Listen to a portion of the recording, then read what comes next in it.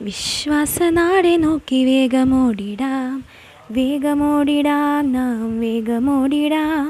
വിശ്വാസനാടെ നോക്കി വേഗമോടിടാം, വേഗമോടിടാം, നാം വേഗമോടിടാം.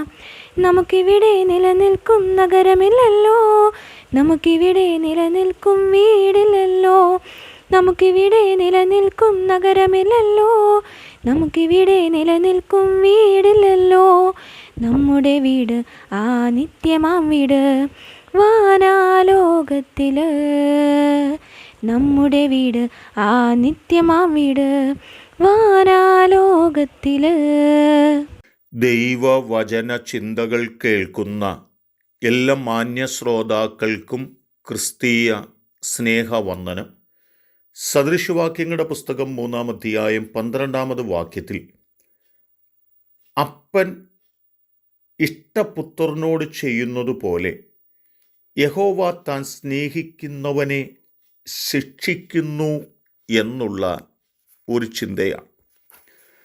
ഒരപ്പന് ഇഷ്ടമുള്ളതായ മകനെ ശാസിക്കുകയും ശിക്ഷിക്കുകയും തിരുത്തുവാൻ ആവശ്യപ്പെടുകയും ചെയ്യുമ്പോൾ ആ അപ്പന് മകനോട് സ്നേഹമില്ല എന്ന് ചില തലമുറകൾക്ക് തോന്നിയെന്നു വരാം.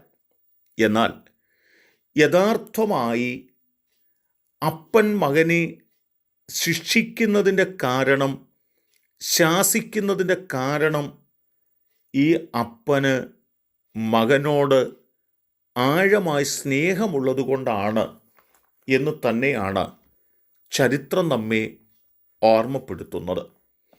യോഹന്നാന്റെ സുവിശേഷം 15-ാം അധ്യായത്തിലേക്ക് നാം ഒന്ന് കടന്നു വരുമ്പോൾ അവിടെ കാണുന്നത്, ഞാൻ സാക്ഷാൽ മുന്തിരിവള്ളിയും എൻ്റെ പിതാവ് തോട്ടക്കാരനുമാകുന്നു.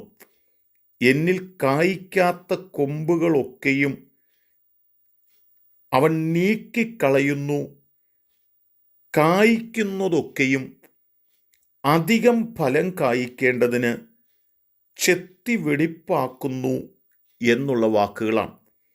ഇവിടെ 2 പ്രസ്താവനകൾ ശ്രദ്ധേയമാണ്.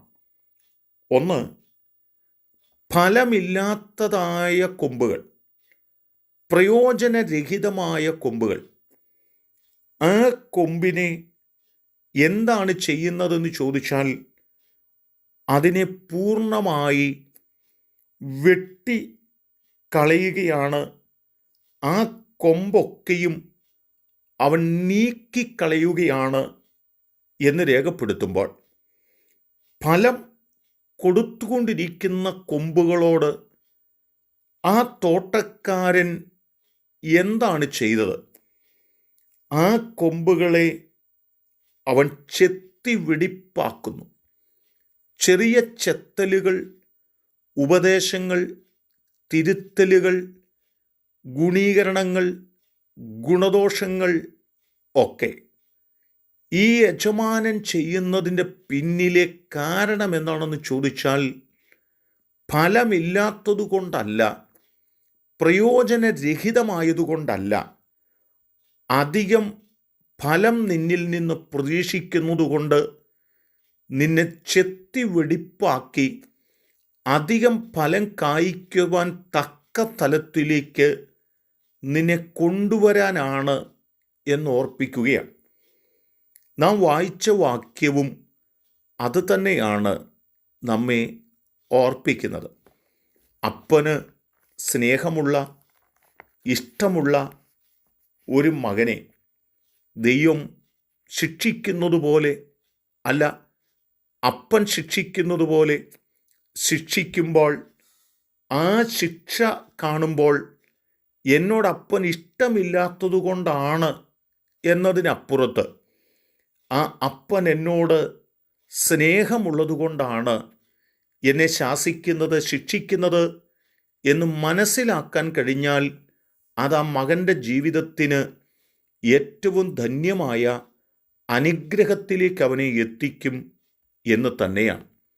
പ്രിയപ്പെട്ടവരെ, ചില സന്ദർഭങ്ങളിലൊക്കെ ദൈവം നമ്മെ ശാസിക്കുകയും ശിക്ഷിക്കുകയും തിരുത്തുവാൻ ആവശ്യപ്പെടുകയും ഒക്കെ ചെയ്യുന്നത് എന്തിനാണെന്ന് ചോദിച്ചാൽ നമ്മോട് സ്നേഹമില്ലാത്തതുകൊണ്ടല്ല, ദൈവത്തിന് നമ്മളോടുള്ള ആഴമായ സ്നേഹം നിമിത്തം നാം ഏറ്റവും കൊള്ളാവുന്നവരായി, അധികം ഫലം കായ്ക്കുന്നവരായി നാം തീരണമെന്നുള്ള ദൈവത്തിൻ്റെ ആഴമായ ആഗ്രഹമാണ് നമ്മെ ശാസിക്കുകയും നമ്മെ ശിക്ഷിക്കുകയും ചെയ്യുന്നതെന്ന് തിരിച്ചറിഞ്ഞുകൊണ്ട് ആ ദൈവത്തിൻ്റെ ശാസനയെ, ആ ദൈവത്തിൻ്റെ ശിക്ഷയെ മനസ്സോടെ ഏറ്റെടുത്ത് ദൈവസന്നിധിയിൽ പ്രാർത്ഥിച്ച് മുൻപോട്ട് പോകുന്നവരായി തീരാം.